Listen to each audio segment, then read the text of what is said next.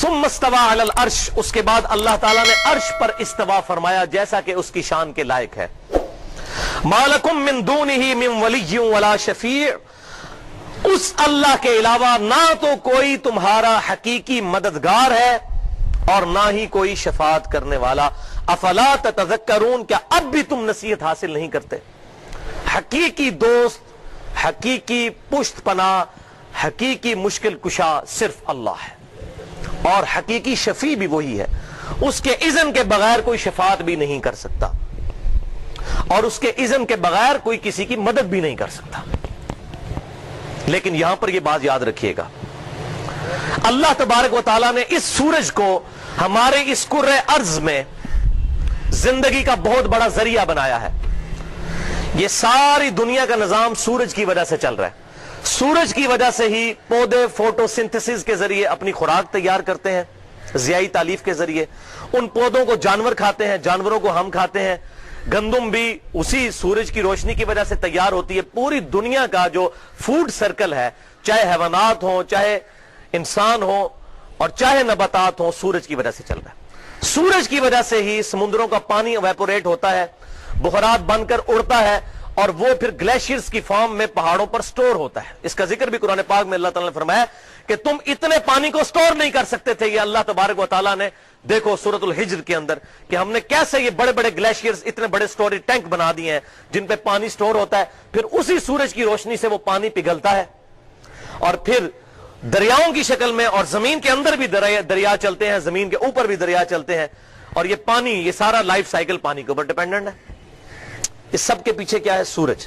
سورج کی وجہ سے ہی ہوائیں زمین پر چلتی ہیں، سورج کی وجہ سے ہی موسم تبدیل ہوتے ہیں. تو سب سے بڑا مشکل کشا تو پھر سورج ہے، کوئی شک ہی نہیں. لیکن بھائیو، مسئلہ مشکل کشائی کا نہیں ہے. مسئلہ یہ ہے کہ مشکل کشا چاہے کوئی بھی ہو، اس کو پکارنا شرک ہے. اگر میں کہوں گا المدد یا سورج میری مدد فرما، تو میں مشرک ہو جاؤں گا. سورج سب سے بڑا مشکل کشا ہے، لیکن اس کو پکار نہیں سکتا. اسی طریقے سے فرشتے بارش برساتے ہیں اللہ کے حکم سے. اگر میں کہوں کہ فرشتوں بارش برسا دو، مشرک ہو جاؤں گا. دعا اللہ ہی سے کرنی ہے. شرک is the most sensitive issue in the sight of اللہ. اللہ کے حضور سب سے زیادہ حساس معاملہ ہے شرک کا. اسی لیے کیٹاگوریکل سٹیٹمنٹ ہے قرآن پاک میں ایک ہی صورت میں 2 دفعہ، سورہ نساء کی آیت نمبر 48 اور 116 میں، بسم اللہ الرحمن الرحیم، ان اللہ لا یغفر ان یشرک بہ ویغفر ما دون ذلک لمن یشاء. بے شک اللہ تعالیٰ اس گناہ کو کبھی معاف نہیں کرے گا کہ کوئی شخص قیامت والے دن اللہ کے حضور اس حال میں پیش ہو کہ اس نے دنیا میں اللہ کے ساتھ کسی قسم کا شرک کیا ہوا. اس کے علاوہ جتنے گناہ ہیں معاف فرما دے گا جس کے لیے چاہے گا. وہ بھی اوپن لائسنس نہیں ہے. اور پھر اس کی ایپیکس اور کلائمیکس ہے سورۃ المائدہ کی آیت نمبر 72، انہ من یشرک باللہ فقد حرم اللہ علیہ الجنہ ومأواہ النار وما للظالمین من انصار. بے شک جس نے اللہ کے ساتھ کسی قسم کا شرک کیا، اللہ تعالیٰ نے اس پر جنت حرام کر دی ہے، اس کا ٹھکانہ دوزخ ہے، وہاں پر اس کا کوئی مددگار نہیں ہوگا. حتیٰ کہ سید الاولین والآخرین، شفیع المذنبین، رحمت للعالمین، سیدنا و مولانا امام اعظم محمد رسول اللہ صلی اللہ علیہ وسلم کی صحیح حدیث، صحیح بخاری اور مسلم کی متفق علیہ حدیث ہے کہ آپ صلی اللہ علیہ وآلہ وسلم نے فرمایا، اللہ تعالیٰ نے ہر نبی کو ایک مقبول دعا دی تھی جو اس نے اسی دنیا میں کر لی، اور میں نے اپنی دعا اپنی امت کے لیے چھپا کے رکھی ہے. قیامت والے دن میں اس دعا کے ذریعے اپنی امت کی شفاعت کروں گا. میری دعا سے میرے ہر امتی کو نفع پہنچے گا سوائے اس شخص کے جس نے دنیا میں اللہ کے ساتھ کسی قسم کا شرک کیا ہوا، سوائے اس شخص کے. تو شرک is the most sensitive issue in the sight of اللہ. اللہ کے حضور سب سے زیادہ حساس معاملہ ہے شرک کا.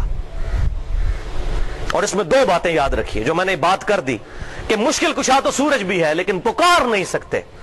تو یہ جو کہتے ہیں یا علی مدد یا شیخ عبد القادر جیلانی مدد، تو کہتے ہیں اللہ نے اختیار دیا. بھائی اختیار دیا ہوا ہو تب بھی for the sake of argument agree کہ اختیار دیا ہوا ہے فرشتوں کی طرح، تب بھی پکاریں گے تو شرک ہو جائے گا. پکارنا دعا ہے اور دعا عبادت کی شکل ہے، اور عبادت اللہ کے ساتھ خاص ہے. یہی وجہ ہے کہ ہر نماز میں اللہ تعالیٰ نے ہم سے عبادت کا جب عہد لیا، ایاک نعبد، تو ساتھ ہی وہ ایاک نستعین میں عبادت کی اعلیٰ ترین شکل دعا کو الگ سے ذکر کیا. اے اللہ ہم صرف تیری عبادت کرتے ہیں اور غائب میں مدد کے لیے وہ ایاک نستعین دعا کے لیے صرف تجھی کو پکارتے ہیں. اپروپریٹ ٹرانسلیشن ہے ایاک نستعین کی، غائب میں مدد کے لیے پکارنا. ظاہری اسباب تو آپ اختیار کر سکتے ہیں، قرآن میں حکم ہے وَتَعَاوَنُوا عَلَى الْبِرِّ وَالتَّقْوَى وَلَا تَعَاوَنُوا عَلَى الْإِثْمِ وَالْعُدْوَانِ. نیکی اور پرہیزگاری کے کاموں میں ایک دوسرے کی مدد کرو، برائی میں نہ کرو.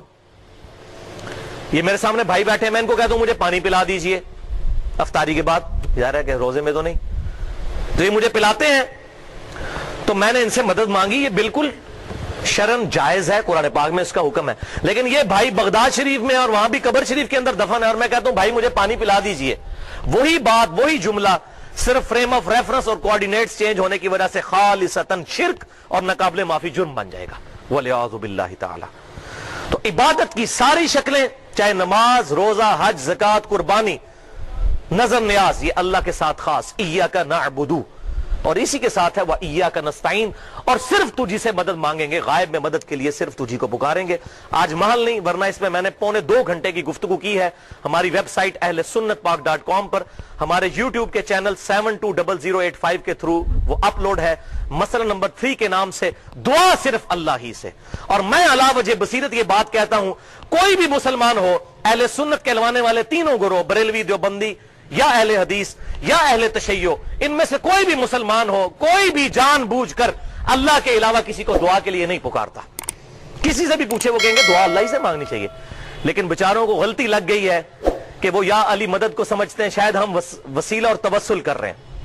اس کی بھی کچھ صحیح شکلیں بھی ہیں اور کچھ غلط بھی. اس پہ بھی میں نے الگ سے لیکچر دیا ہے 1.5 گھنٹے کا، مسئلہ نمبر 43، وسیلہ اور توسل کے صحیح احکام و مسائل. لیکن سیدنا علی کی گستاخی ہے ان کو دعا میں پکارنا. مولا علی رضی اللہ تعالیٰ عنہ نمازوں میں اللہ کو پکارا کرتے تھے، ہم بھی مولا علی کو نہیں پکاریں گے بلکہ اللہ کو. اور مولا کا مطلب دلی محبوب، جو جامعہ ترمذی میں حدیث متواترہ ہے، من کنت مولا فہذا علی مولا، جس کا دلی محبوب میں ہوں اس کا دلی محبوب علی ہونے چاہیے. ہم اپنے علماء کو بھی کہتے ہیں مولا، بلکہ قرآن پاک میں تو سورہ تحریم کی 4 نمبر آیت میں ہے کہ اے نبی کی بیویوں ہمارے پیغمبر کے ساتھ اچھا سلوک کرو، بے شک ان کا مولا تو ہے اللہ اور جبریل اور فرشتے اور تمام مومنین رسول اللہ کے مولا ہیں. مشکل کشا نہیں، ان کے دلی محبوب، وہ دلی محبت رکھتے ہیں ان سے. لہذا مولا کا لفظ قرآن میں فرشتوں، صحابہ اور نبی صلی اللہ علیہ وسلم کے لیے اور اللہ تعالیٰ کے لیے بھی آیا. ہاں مولا کا جو وہ معنی ہے مشکل کشا، وہ اللہ تعالیٰ کے ساتھ خاص ہے.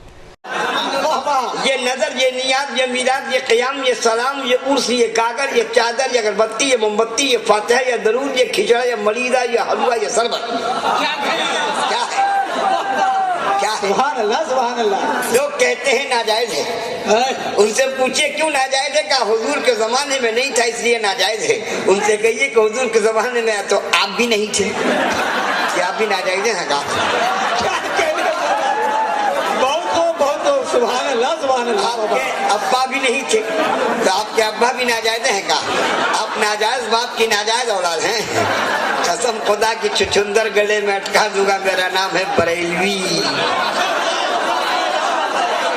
بہت خوب بابا، سبحان اللہ سبحان اللہ. بریلوی سے مت سن لو یہ کیا ہے. ارشاد. تو